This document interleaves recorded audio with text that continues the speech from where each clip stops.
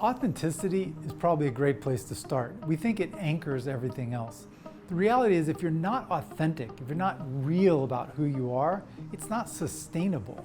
So you can say that our approach to culture is X, but if that's not really who you want to be, your team is going to see through that. It's not going to last. The policies and problem-solving approaches that you take will erode against that truth.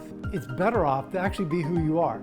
And it's okay. Maybe it's more important to you to finish the job on time than it is to have your employees get to their kids' baseball game. Maybe it's more important to you to have your employees get to the kids' baseball game than it is to finish the job on time. It's not a judgment on what's right or wrong. It's more about being true to who you really want to be.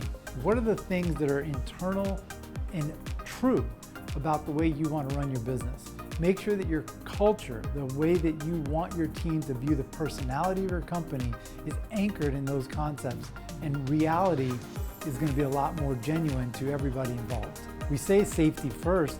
Do you drive that through to the point that I know this is going to take longer and we're going to go over budget, but I want you guys to be safe? Or you're like, look, we need to get this done. You guys need to move out. I don't want to know what you're doing. Whatever it is that you want them to do, the approach you want them to take, it has to be reflected in your culture. It has to be reflected in the way you communicate with them and what you hold them accountable to.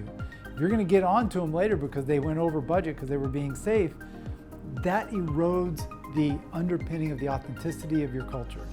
So don't make that mistake of thinking that the policies and approach you have to problem solving can be disconnected from what you say about who you are in your culture.